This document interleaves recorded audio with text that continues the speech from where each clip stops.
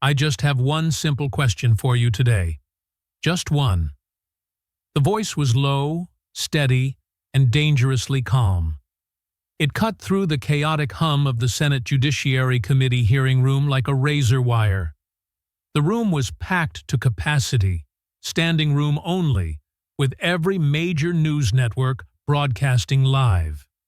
The air was thick with the scent of expensive cologne, stale coffee, and high-stakes political desperation. Vice President J.D. Vance sat on the Republican side of the dais. He wasn't wearing the standard-issue power tie of Washington. He wore a plain dark suit, no tie, with a small, unassuming Marine Corps pin on his lapel. In front of him lay a yellow legal pad, untouched, and a thick, tabbed folder that looked heavy enough to break a table. He hadn't looked at his notes once. Across from him, at the witness table, sat Kamala Harris.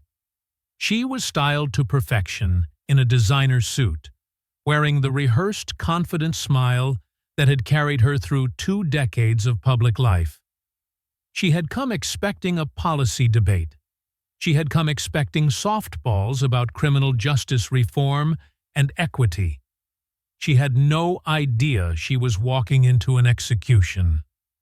"After 20 years as a prosecutor," Vance continued, leaning forward just an inch, "after 4 years as vice president, after a lifetime in public service, can you name a single decision you regret?" He paused, his eyes locking onto hers. "Just one. Take your time." The question hung in the air, deceptively simple. It was a trap, and everyone in the room knew it, except perhaps for Harris. A politician is trained never to admit fault, never to show weakness. But to deny regret over a 20-year career is to deny humanity. Harris's smile didn't quite reach her eyes anymore. She shifted in her seat, leaning into the microphone with the practiced ease of someone who knows how to fill dead air with words that mean nothing. "Senator Vance," she began, using his old title, a subtle, petty power play designed to remind him of the hierarchy. "That is a broad question. I have made many decisions in my career, always guided by the principle of serving the people and upholding the law. My record on criminal justice reform speaks for Corporal Vance, actually." His voice cut through her monologue. It wasn't loud, but it stopped her cold. "I earned that rank in the Marine Corps, but we can stick with Mr. Vance if you prefer." The room went deadly quiet. The power dynamic had just shifted. The politician was gone. The Marine was in charge.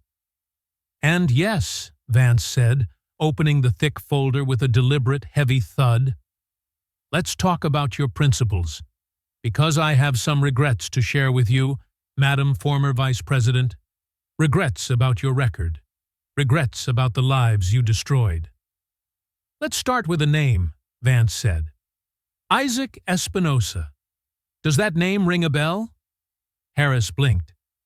For a fraction of a second, the mask slipped. She knew the name. Every prosecutor in California knew the name. "That case was over 20 years ago," she said, her voice tightening. "I made a principled decision based on my long-standing opposition to the death penalty. It was a difficult time for the city, but—" "Your principles," Vance interrupted, "put you at odds with Senator Dianne Feinstein. They put you at odds with Senator Barbara Boxer. They put you at odds with the California Attorney General. And they put you at odds with Officer Espinosa's widow and his 3-year-old daughter." Vance pulled a document from the folder. "Let me read you something," he said. "This is from California Attorney General Bill Lockyer. He said this at Officer Espinosa's funeral, while his widow sat in the front row weeping, while his daughter held her mother's hand." Vance waited. The silence stretched, agonizing and heavy. Quote, "If you make charging decisions based on personal philosophy, not on facts. I will take the case away from you." End quote. Vance looked up. "He was talking about you, ma'am, at a police officer's funeral. That is how egregious your decision was. That is how much your principles hurt the people you were sworn to protect." Harris shifted again, her prosecutor voice emerging, condescending, lecture-heavy. "Mr. Vance, the death penalty is a complex issue. The research indicates that capital punishment does not deter crime, and my commitment was to—" "It is not complex," Vance snapped. "Let me make it simple for the American people. Officer Isaac Espinosa, 29 years old, April 10, 2004. He was on plainclothes patrol in the Bayview district of San Francisco. He and his partner approached a man acting suspiciously. Standard procedure. Officer Espinosa stepped out of the unmarked vehicle. He shined his flashlight." Vance paused, letting the scene build in the minds of the audience. "David Hill opened fire," Vance said. "With an AK-47, an automatic assault weapon. He fired multiple rounds. 2 bullets hit Officer Espinosa, killing him instantly. 2 more hit his partner, nearly killing him too. First-degree murder," Vance listed, counting on his fingers. "Assault on a police officer with a deadly weapon. Use of an assault weapon in the commission of a crime. This wasn't manslaughter. This wasn't self-defense. This was an execution." Vance looked up from his notes. "So, you had a choice to make. Seek the death penalty for a cop killer using an AK-47, or make a political statement to burnish your liberal credentials. Which did you choose?"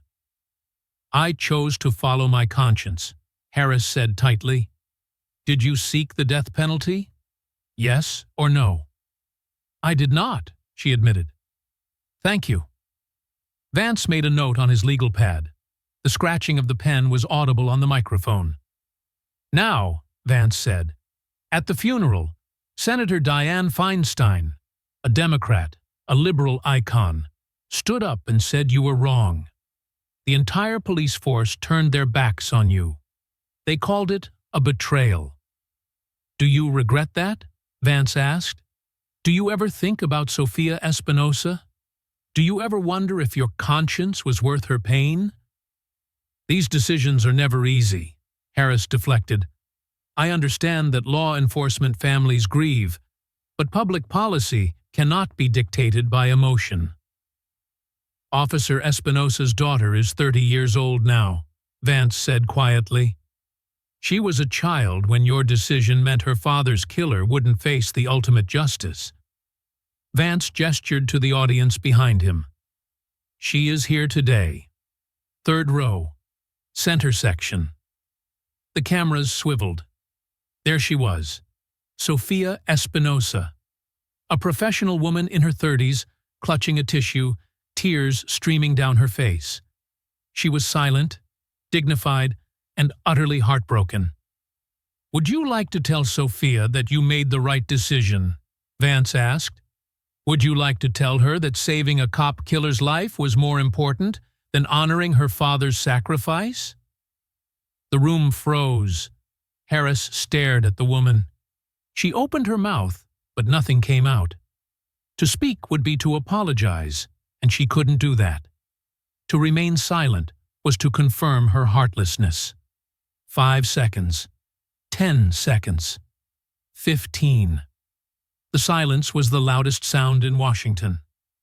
"That is what I thought," Vance whispered. Somewhere in the Democratic section of the dais, a chair scraped against the floor. A senator stood up, gathered his papers, and walked out. He couldn't watch any more. "That is one," Vance said, closing the tab in his folder. "One scandal, one failure, one family destroyed by your vanity. We have 9 more to go." The door clicked shut behind the departing senator, a sharp sound that punctuated the end of the first round. Kamala Harris reached for her water glass. Her hand trembled, just slightly. a micro-tremor that the high-definition cameras caught and broadcast to the world. The ice cubes clinked against the glass. She took a sip, but she didn't look refreshed. She looked cornered. J.D. Vance watched her, his expression unreadable.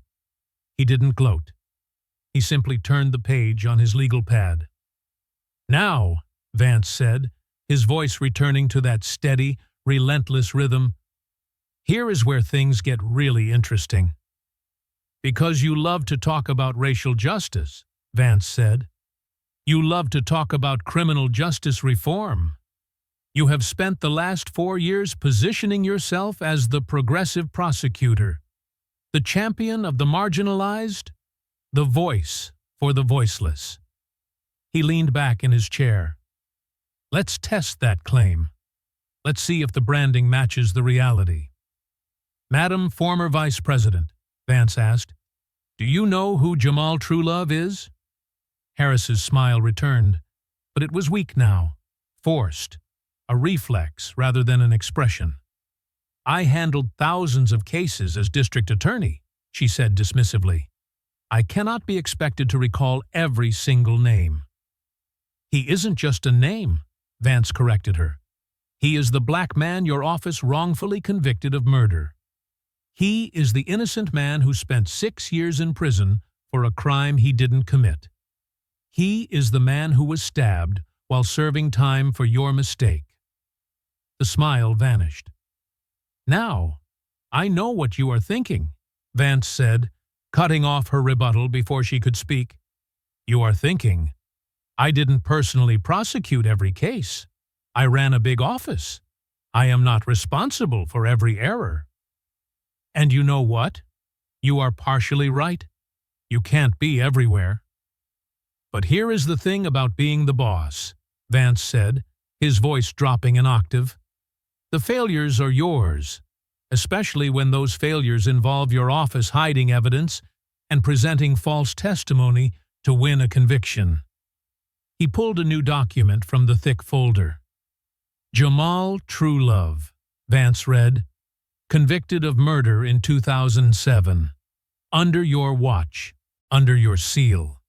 He spent 6 years in San Quentin State Prison. 6 years of his life stolen." "And do you know how we know he didn't commit it?" Vance asked. "Because in 2015, his conviction was overturned. Not on a technicality. On prosecutorial misconduct. Your office withheld exculpatory evidence. Your office presented testimony they knew was unreliable. Your office framed an innocent man to get a win stats. I wasn't personally involved in the day-to-day trial strategy," Harris interjected, her voice rising in defense. "The district attorney sets policy, but—" "Let me read you what Jamal Truelove himself said," Vance interrupted. "This is from a sworn deposition, under penalty of perjury." Vance held up the transcript. Quote, "I will never forget when I turned around and I looked and I seen Kamala Harris. We locked eyes this one time and she laughed. She literally just kind of busted out laughing." End quote. Vance looked up from the paper. He let the horror of the image sink in. The district attorney, the top law enforcement officer in the city, laughing in a courtroom while an innocent man was being sent to a cage. "You laughed at him," Vance said. "An innocent black man facing life in prison because of your office's corruption. And you thought it was funny." "That is a lie," Harris snapped, her composure cracking. "I would never do that. That is a fabrication." "He said it under oath," Vance reminded her. "Would you like to sue him for perjury? Because the jury believed him?" "In fact," Vance noted, checking his notes, "the jury believed him so much that when he sued the city for civil rights violations and malicious prosecution, they awarded him $13.1 million. $13 million. That is taxpayer money, Madam Vice President. That is the people of San Francisco paying for your cruelty. They paid for the 6 years you stole. Harris tried to pivot. The criminal justice system is imperfect, and we have worked tirelessly to reform it, to ensure that— Stop. Vance held up a hand. Just stop. That isn't an answer. That is a talking point. Jamal Truelove isn't a statistic for your stump speech, Vance said. He is a human being, a father, a son. And while he was sitting in a cell in San Quentin, bleeding from a shank wound, what were you doing? You were writing a book, Vance answered for her. Smart on crime. We will get to that plagiarized mess later. But in that book, you lectured the country about justice. You built your political ladder on the back of his wrongful conviction. You were running for Attorney General, Vance said. You were giving speeches about how much you cared about communities of color, while one of the members of that community was rotting in prison because of you. In the gallery, the mood shifted visibly. Several prominent black pastors who had come to the hearing to support Harris began to shift uncomfortably in their seats. They looked at each other. They looked at the woman they had championed. One of them, an elder in a gray suit, slowly reached up and removed the Justice for All button from his lapel. He dropped it into his pocket. Then he stood up. He didn't say a word. He just walked to the exit. Then another pastor stood up. Then 3 more. It was a small exodus, but it was devastating. The sound of their footsteps echoed in the silent room. Click, click, click. The door opened and closed, over and over again. Harris heard it. Her eyes darted to the movement. She saw her base leaving. She saw her shield evaporating. Jamal Truelove has endorsed President Trump, by the way, Vance said, his tone almost conversational. A black man from San Francisco, one of the most liberal cities on earth, supporting the Republican nominee. Because of you, Vance said. Because he knows the difference between a politician who talks about justice and a prosecutor who destroys lives. He closed the file on Truelove. That is 2, Vance said. A dead cop's daughter denied justice. An innocent man laughed at while he was sent to prison. 2 families devastated. 2 catastrophic failures of judgment. And we haven't even gotten to the border yet. Vance took a sip of his own water. He looked fresh, energized. Harris looked like she was drowning. Let's move on, Vance said, because the next one isn't about a mistake. It is about a lie. The sound of the door closing behind the departing pastors seemed to suck the oxygen out of the room. Kamala Harris sat frozen, her hand still gripping the empty water glass. The optics were catastrophic. Black faith leaders walking out on the first black female vice president because a white Republican exposed how she had mocked a wrongfully convicted black man. J.D. Vance didn't give her a moment to recover. He flipped a page on his legal pad, the sound sharp and deliberate. That was your record as a prosecutor, Vance said. Incompetence cloaked in righteousness. But surely, after 20 years, you would have learned. Surely, when you ascended to the national stage, you would have become more careful, more diligent. He leaned forward. Let's fast forward to 2024. Let's talk about your judgment as a presidential candidate. Harris straightened, sensing a shift to safer ground. Political strategy was debatable. Dead bodies were not. I am proud of the campaign we ran, she said, her voice finding a bit of its old cadence. We built a coalition that— You picked Tim Walz, Vance interrupted. A ripple of laughter went through the Republican side of the chamber. Even a few Democrats looked down at their desks, hiding wincing smiles. It was the kind of awkward, painful laughter that follows a joke everyone knows is true, but nobody wants to say out loud. You needed a running mate, Vance continued, someone to balance the ticket, someone safe, someone competent, and you picked the governor of Minnesota. Vance pulled a new, thicker document from his folder. Problem is, Madam Vice President, by the time you picked him, Minnesota was already drowning in one of the largest pandemic fraud scandals in American history. He held up the document. Feeding our future. $250 million, Vance said. That was the initial indictment. But prosecutors now say the total fraud could reach $9 billion. That is billion with a B.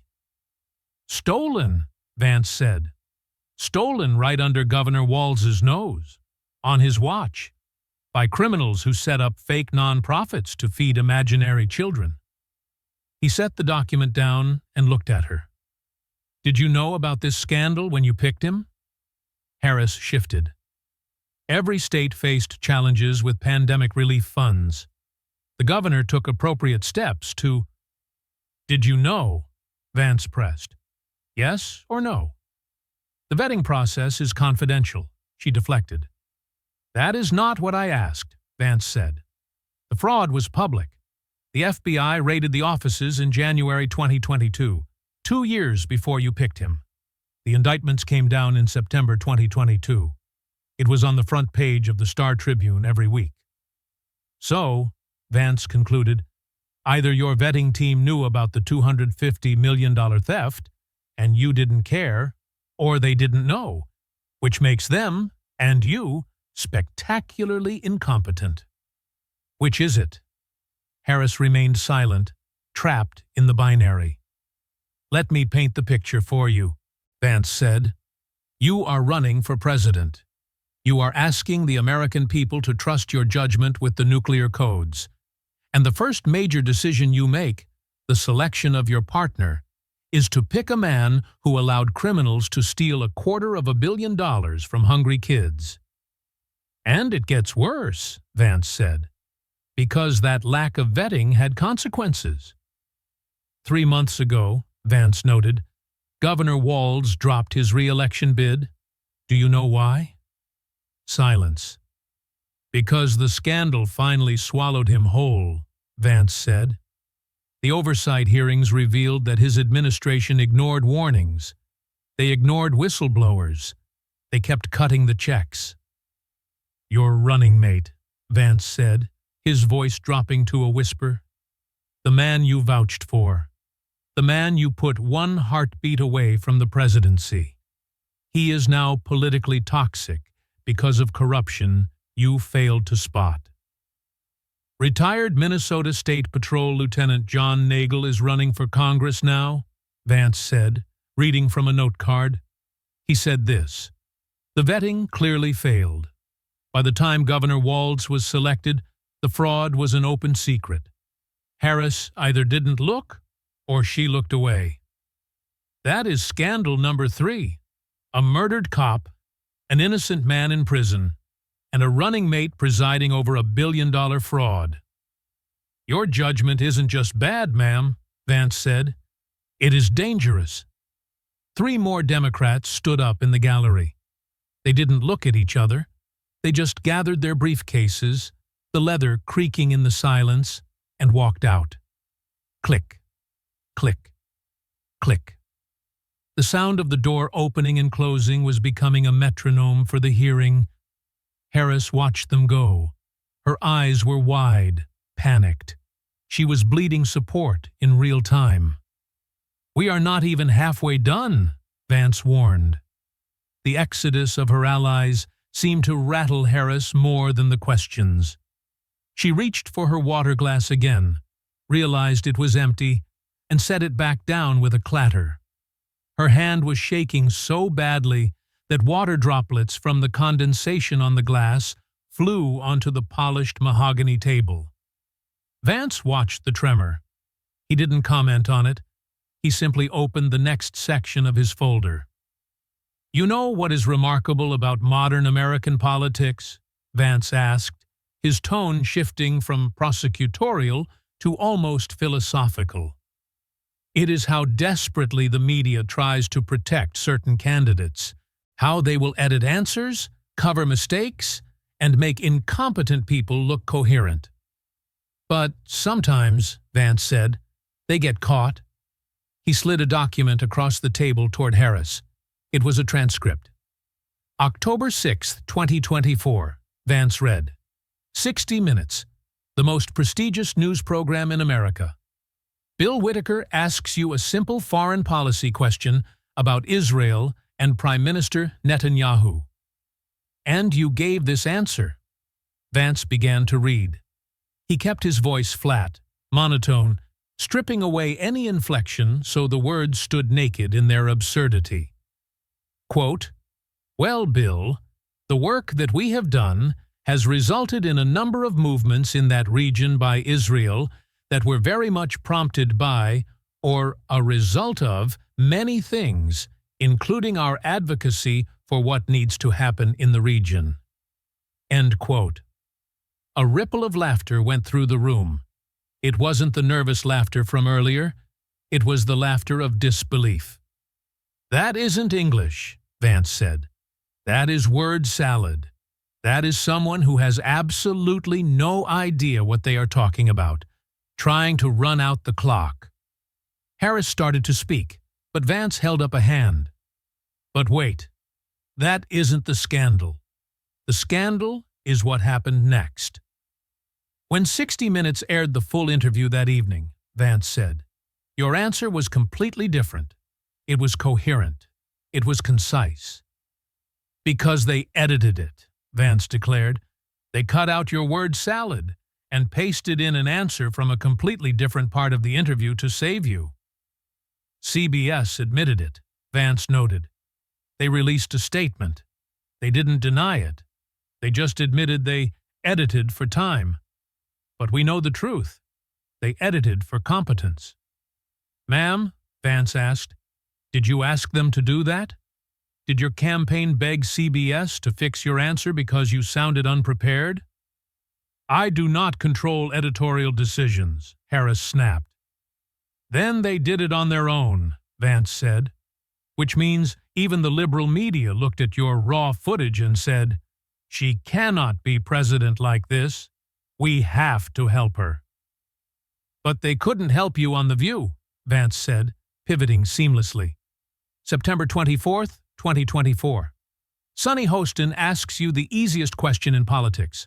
A softball? A T-ball? Vance leaned in. "Would you have done anything differently than President Biden?" "And you said." Vance paused for effect. "There is not a thing that comes to mind." The room groaned. Even the remaining Democrats had their heads in their hands. It was the political equivalent of walking into a propeller blade. "Not a thing," Vance repeated. The president had a 38% approval rating.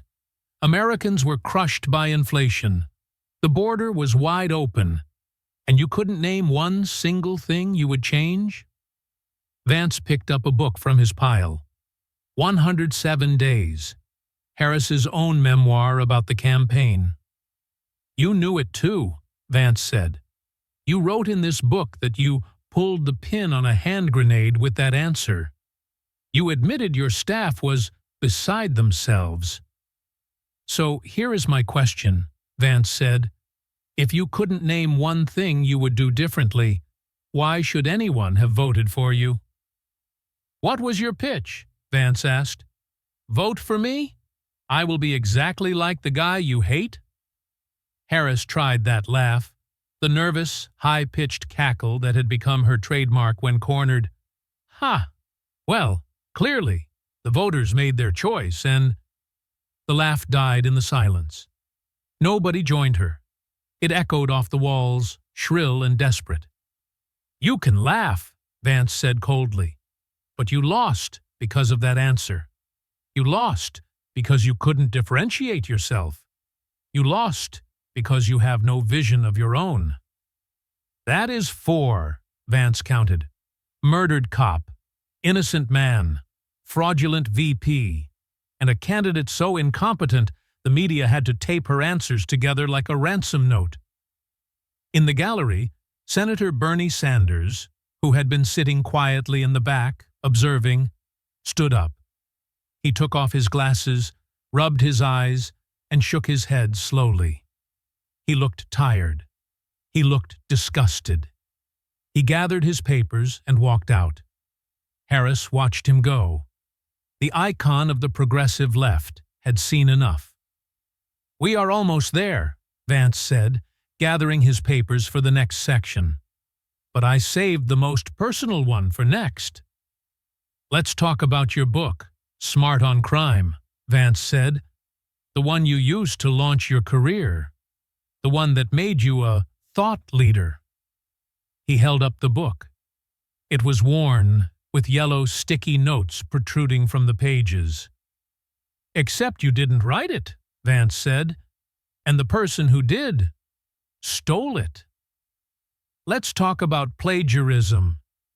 The door to the committee room had barely clicked shut behind Bernie Sanders when J.D. Vance placed the book on the table. It landed with a dull thud. The cover featured a younger Kamala Harris, arms crossed, looking serious and prosecutorial.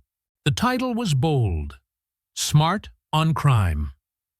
"This book," Vance began, tapping the cover, "was your calling card.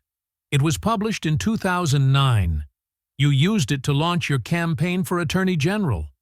You used it to establish yourself as an intellectual heavyweight in the legal world."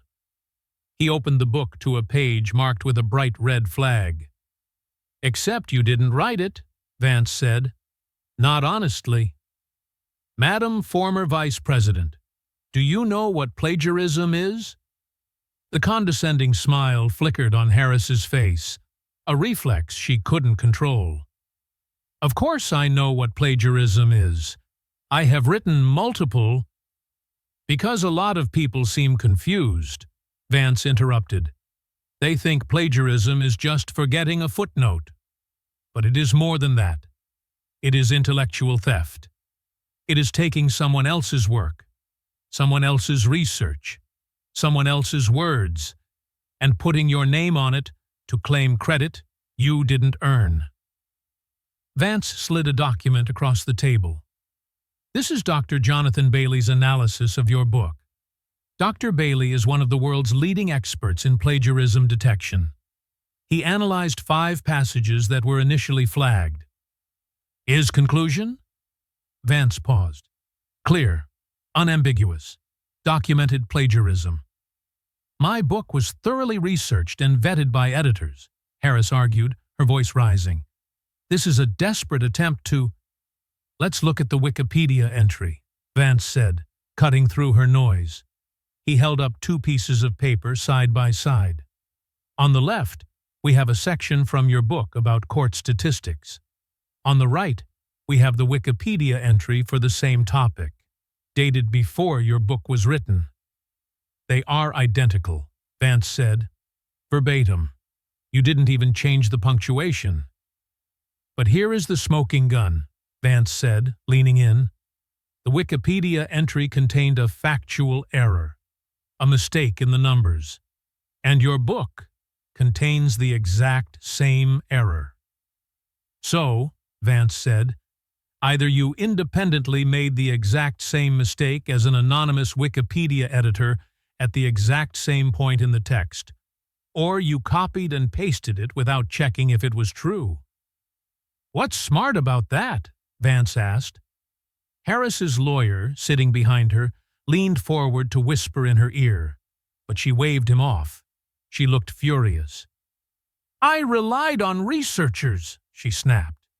"If there were attribution errors, that is on the production team." "Ah," Vance said, "the ghostwriter defense." "Let me read you what Dr. Bailey said about that," Vance countered. Quote, "Primary authors are responsible for the content that bears their name." Vance pointed to the book cover. "That is your name, ma'am. In big letters. That is your face. You took the credit. You took the royalties.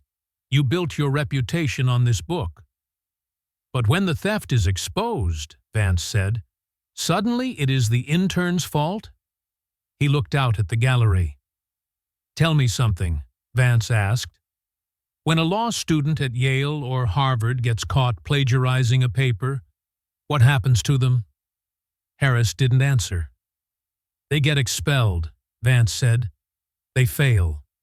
Their legal career is over before it starts. They are marked with a scarlet letter for dishonesty."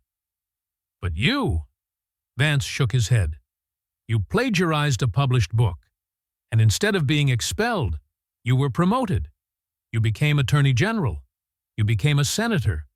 You became Vice President." "No consequences," Vance said. "Different rules for the elite." In the audience, a woman stood up. She was older, distinguished, wearing the pin of a law professor. She had been a classmate of Harris's years ago. She didn't look angry. She looked disappointed. She gathered her bag, looked at the woman at the witness table, and walked out. Behind her, a group of young law students, who had likely studied smart on crime in class, began to whisper.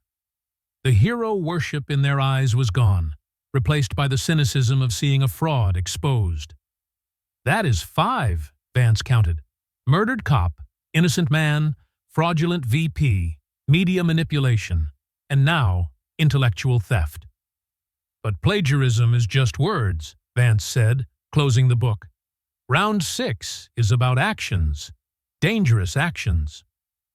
Let's talk about the policy whiplash that destroyed our cities." Vance pushed the plagiarized book aside, clearing the table for the final, most devastating section of his presentation. The atmosphere in the room was heavy, suffocating. The air of invincibility that had surrounded Kamala Harris for years had evaporated, leaving behind only a defensive, cornered politician. "Let's talk about the police," Vance said. He picked up Smart on Crime one last time. "In this book, the one you claim you wrote, you argued on page 47 that having more police on the street helps public safety. Quote, more police equals more safety. This is not controversial. It is common sense."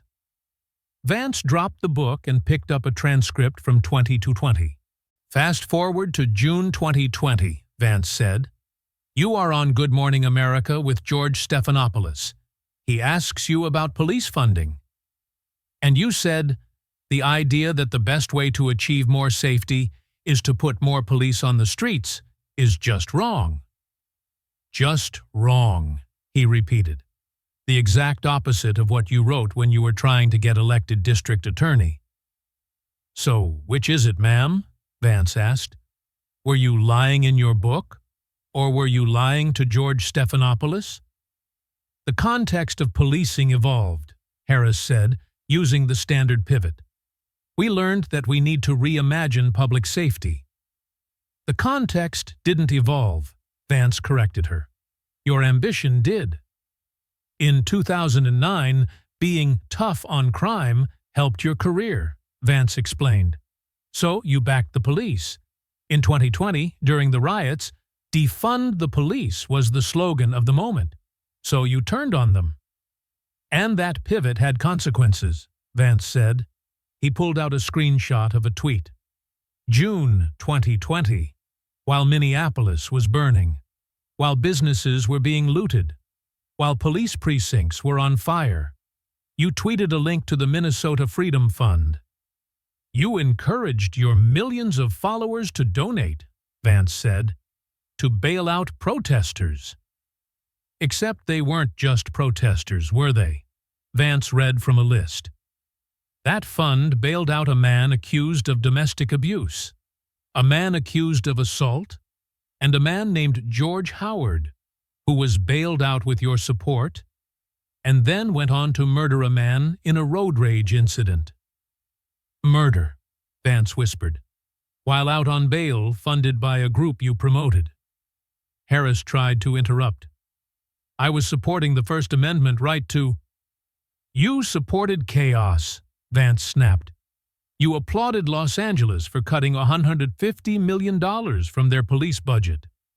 And what happened? Murders spiked. Carjackings doubled. The cities you claim to care about turned into war zones. And then, Vance said, there is the border. March 2021. President Biden appoints you border czar. Your job, stop illegal immigration. Vance didn't need a document for this. He just recited the numbers from memory. Fiscal year 2021, 2 million encounters. Fiscal year 2022, 2.3 million. Fiscal year 2023, 3 million. 100,000 Americans dead from fentanyl in a single year, Vance said. A chemical weapon flowing across the border you were supposed to secure. And you? Vance looked at her with disbelief. You didn't even visit the border for 90 days after your appointment. 90 days, Vance repeated, while agents were overwhelmed, while towns were crushed. You were in Washington holding Zoom calls about root causes in Guatemala. There were logistical considerations, Harris stammered. It is a 4-hour flight, Vance shouted, finally raising his voice. I have flown it. It is easy. You didn't go because you didn't care. And finally, Vance said, pulling one last document, California. When you were Attorney General, you demanded that non-profit organizations turn over their donor lists to your office. The names and addresses of everyone who gave more than $5,000. Conservative groups, pro-life groups, Tea Party groups. You targeted them. The Supreme Court struck you down, Vance noted. In Americans for Prosperity versus Bonta, they ruled you violated the First Amendment. They said your demand was unconstitutional. You weaponized the law against your political enemies, Vance said. He closed the folder. The sound was final, like a coffin lid. Let's review, Vance said, counting on his fingers. Officer Isaac Espinosa, a murdered cop denied justice. Jamal Truelove, an innocent man you laughed at while he sat in prison. The VP vetting, a running mate presiding over a $9 billion fraud. Media fraud, answers edited to hide your incompetence. Plagiarism, a career built on stolen words. Policy chaos, flip-flopping on police, funding bail for criminals, and the worst border crisis in history. 6 scandals, Vance said.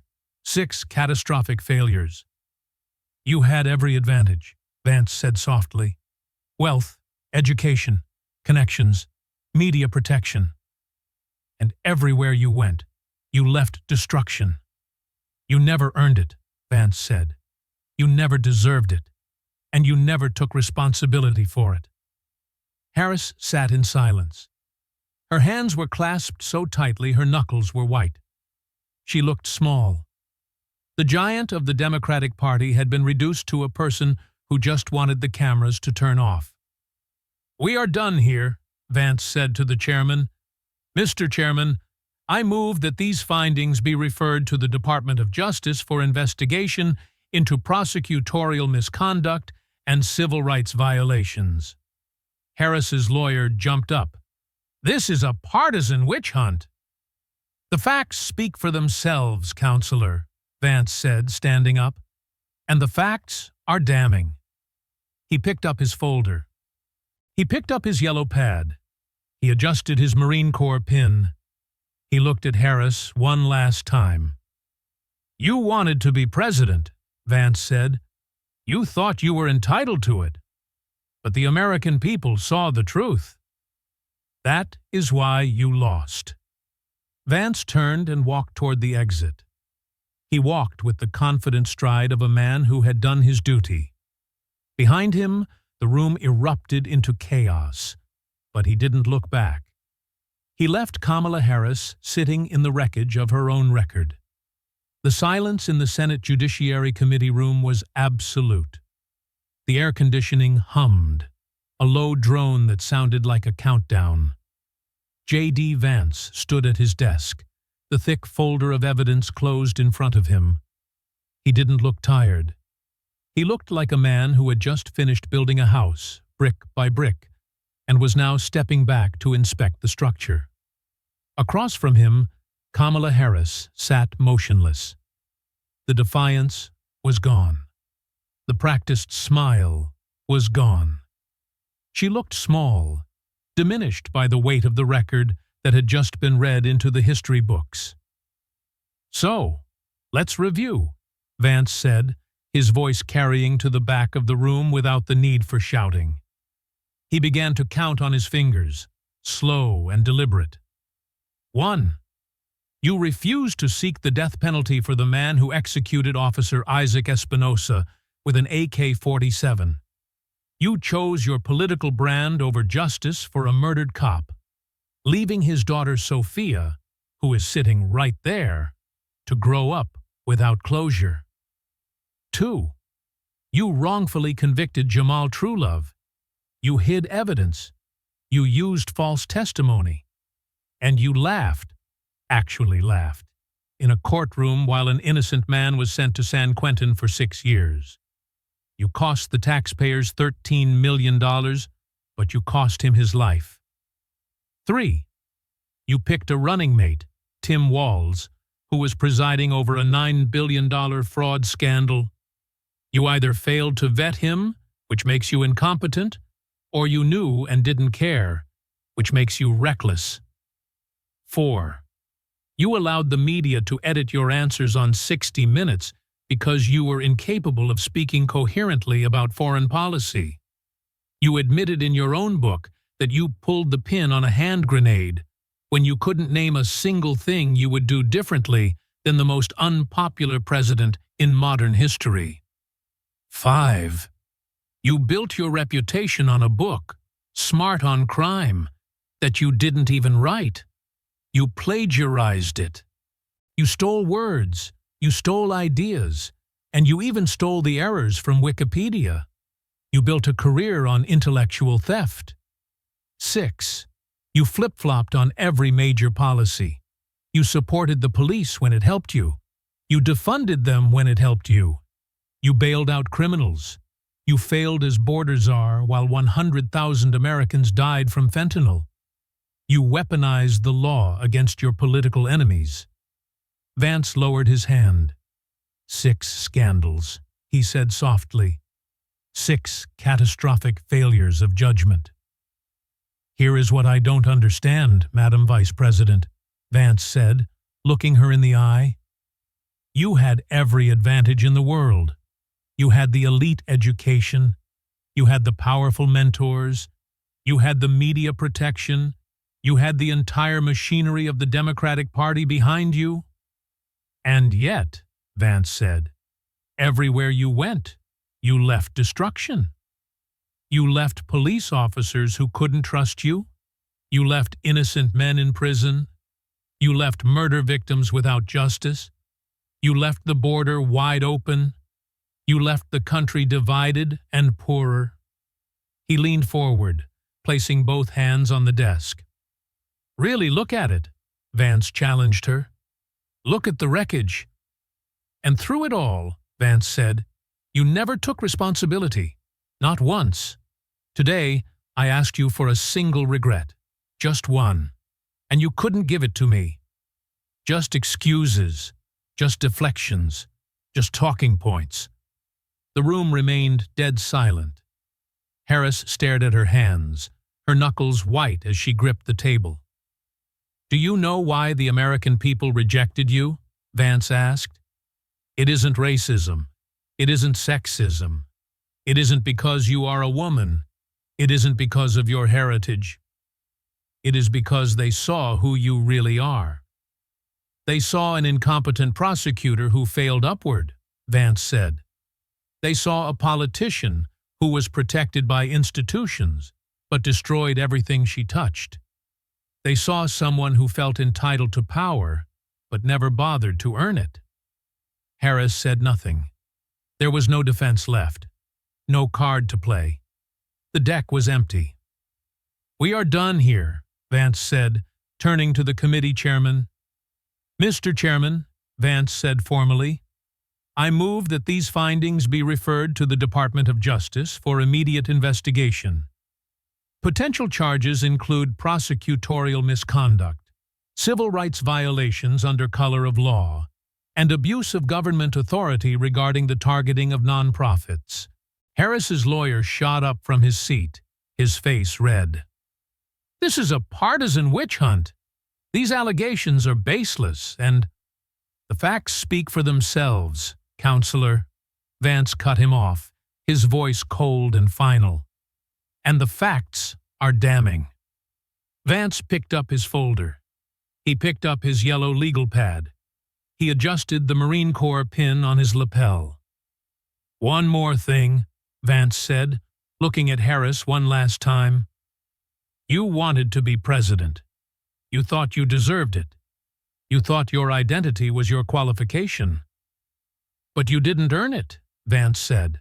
"You failed at every level, and the American people saw it. That is why you lost. Not because of bias, because of the truth." Vance turned and walked toward the exit. He moved with the confident stride of a man who had done his duty. He didn't look back. Behind him, Kamala Harris sat slumped in her chair, shoulders hunched, head down. The cameras flashed, capturing the image of a political career collapsing in real time. The committee room erupted into chaos, shouting reporters, banging gavels, stunned aides. But Vance was already gone. He walked through the double doors and into the hallway, leaving the wreckage of Kamala Harris behind him. Within 30 minutes of J.D. Vance walking out of the hearing room, the political earthquake began. It wasn't a tremor. It was a magnitude 9.0 shift that cracked the foundations of Washington. CNN broke into its regular programming.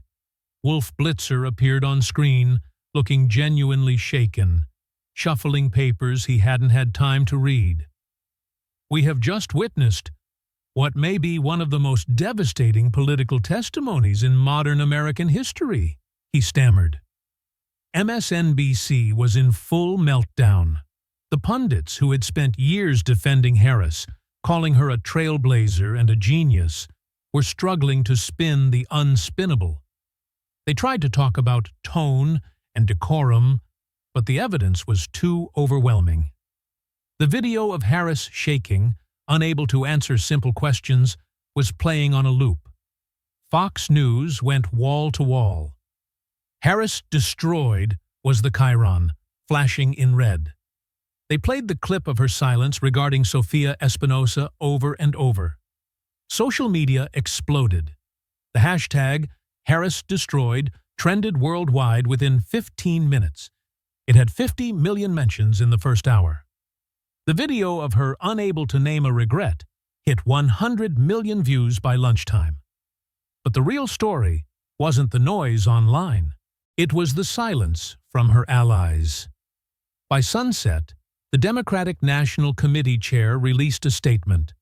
It was terse, cold, and devastating.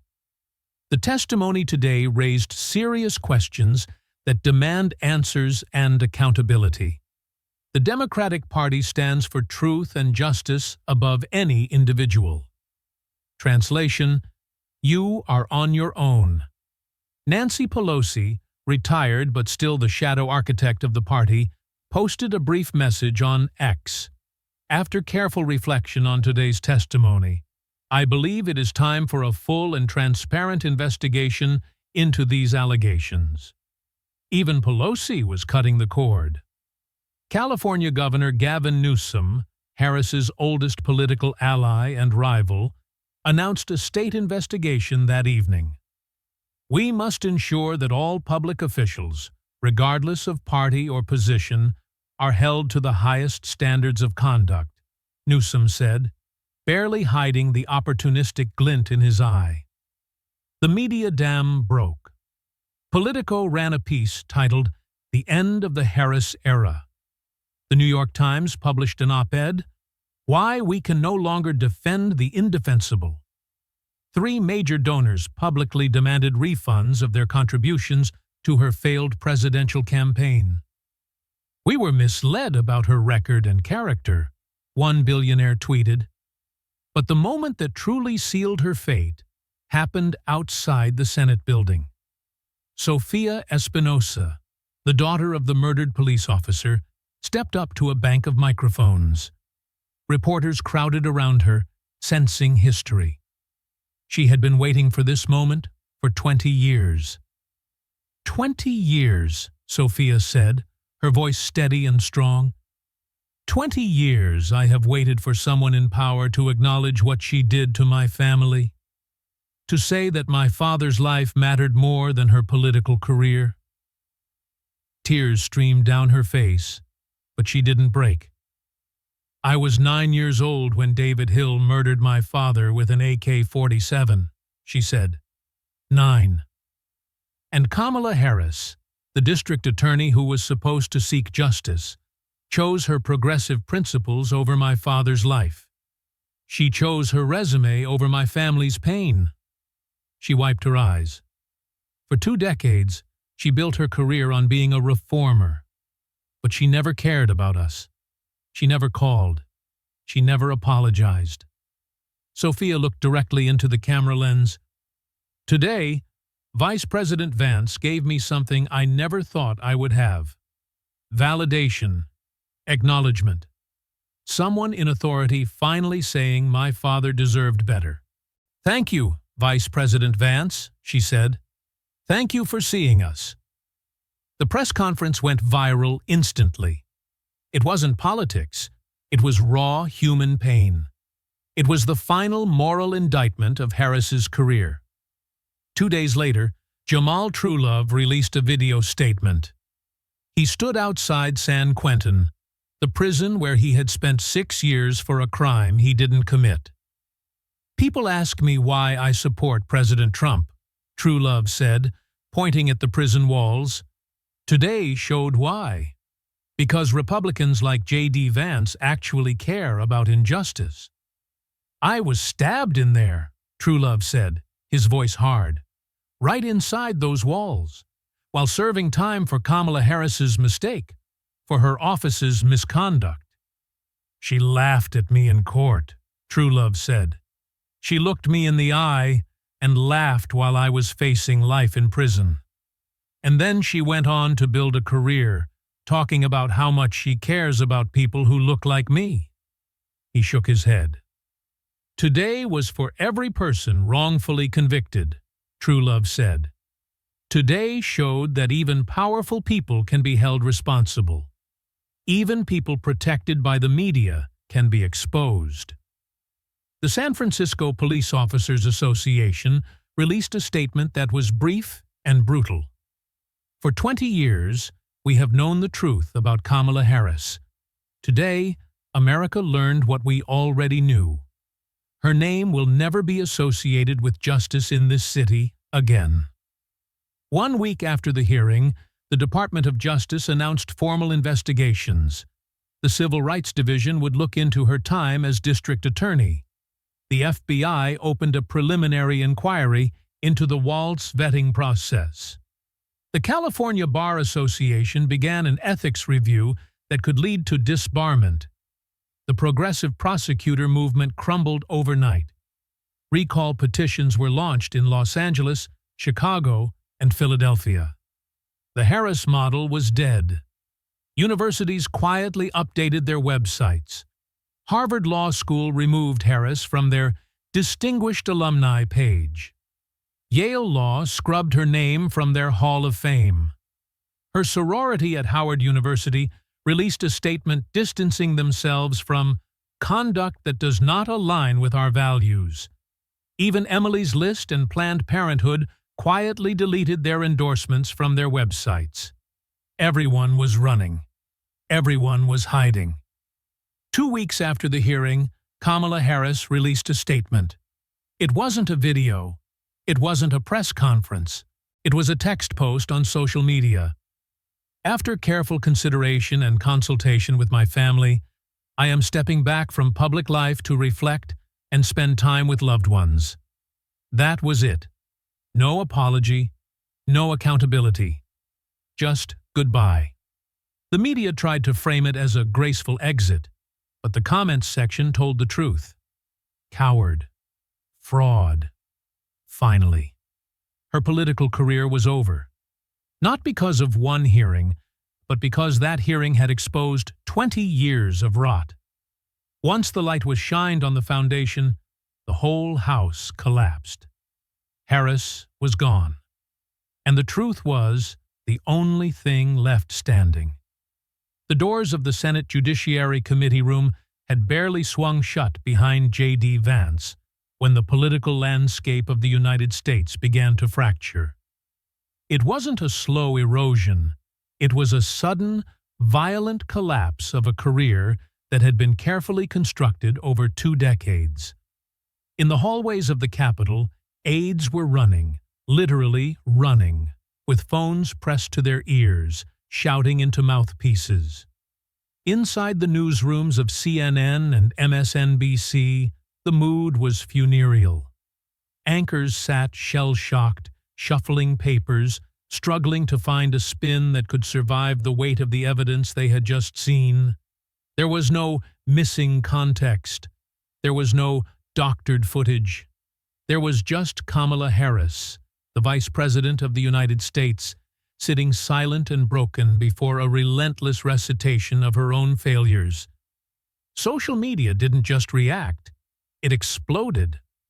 The hashtag Harris Destroyed trended globally within 11 minutes, accumulating 50 million mentions in the first hour. The clip of her shaking hand trying to lift the water glass, the rattle-clink-rattle sound amplified by the microphone, became the defining image of her vice presidency. It was a visual metaphor for a collapse in confidence. But the most devastating blows didn't come from Twitter trolls or Republican operatives. They came from the people who had once shielded her. By sunset, the Democratic National Committee released a statement. It was terse, crafted by lawyers, and utterly devoid of warmth. The testimony today raised serious questions that demand answers. The Democratic Party stands for truth and justice above any individual. It was a politeness-coated eviction notice. Nancy Pelosi, retired but still the shadow architect of the party, posted a brief message. After reflection, I believe it is time for a full and transparent investigation into these allegations. California Governor Gavin Newsom, sensing the blood in the water and the opening of a lane for 2028, announced a state-level inquiry that same evening. We must ensure that all public officials, regardless of party, are held to the highest standards, Newsom said, his face a mask of solemn concern. The rats weren't just leaving the ship. They were drilling holes in the hull on their way out. Then came the victims. Outside the Senate building, Sofia Espinosa stepped up to a bank of microphones. The press corps, usually noisy and aggressive, went silent out of respect. She was the daughter of Officer Isaac Espinosa, the man whose killer Harris had spared from the death penalty. 20 years, Sophia said, her voice shaking but clear. 20 years I have waited for someone in power to acknowledge what she did to my family, to say that my father's life mattered more than her political career. She wiped a tear from her cheek. I was 9 years old when he was murdered with an AK-47, and Kamala Harris chose her principles over our justice. Today, Vice President Vance gave me something I never thought I would have. Validation. Acknowledgement. Someone finally saying my father deserved better. That clip, raw, human, and heartbreaking, was viewed 50 million times by morning. 2 days later, Jamal Truelove released a video from outside San Quentin. He stood in the shadow of the prison where he had spent 6 years for a crime he didn't commit. A conviction secured by Harris's office using false testimony. I was stabbed in there, Truelove said, tapping his chest. While serving time for Kamala Harris's mistake, she laughed at me in court. She looked me in the eye and laughed while I was facing life in prison. Today was for every person wrongfully convicted, he said. Today showed that even powerful people can be held responsible. The institutional collapse followed. The San Francisco Police Officers Association released a statement declaring, "Her name will never be associated with justice in this city again." They announced the creation of the Isaac Espinosa Memorial Award for Prosecutorial Integrity, an award explicitly designed to honor prosecutors who did the opposite of what Harris had done. Harvard Law School quietly removed her name from their Distinguished Alumni web page. Yale Law scrubbed her from their Hall of Fame. Her sorority at Howard University issued a statement distancing themselves from conduct that does not align with our values. 1 week after the hearing, the Department of Justice announced formal investigations into prosecutorial misconduct and civil rights violations. The FBI opened an inquiry into the vetting of Tim Walz and the $9 billion fraud scandal. The California Bar Association began an ethics review that threatened disbarment. The walls had closed in. There was nowhere left to run. 2 weeks after the hearing, Kamala Harris released a statement. It wasn't a video. It wasn't a press conference. It was a text post on social media, posted at 5 p.m. on a Friday. After careful consideration and consultation with my family, I am stepping back from public life to reflect and spend time with loved ones. I am grateful for the opportunity to serve. No apology, no admission of guilt, just a quiet surrender. She retreated into the shadows, leaving behind a legacy in ruins. The progressive prosecutor was gone, exposed as a fraud by a Marine with a yellow legal pad and the courage to ask the questions no one else would. 3 months later, VP Vance visited Marine Corps Base Quantico. The auditorium was filled with young Marines, corporals, sergeants, officers in training. They sat with straight backs and attentive eyes. They weren't there for a political rally. They were there for a leadership seminar. But the elephant in the room was the hearing. Everyone had seen it. Everyone knew what Vance had done. During the Q&A session, a young corporal raised his hand.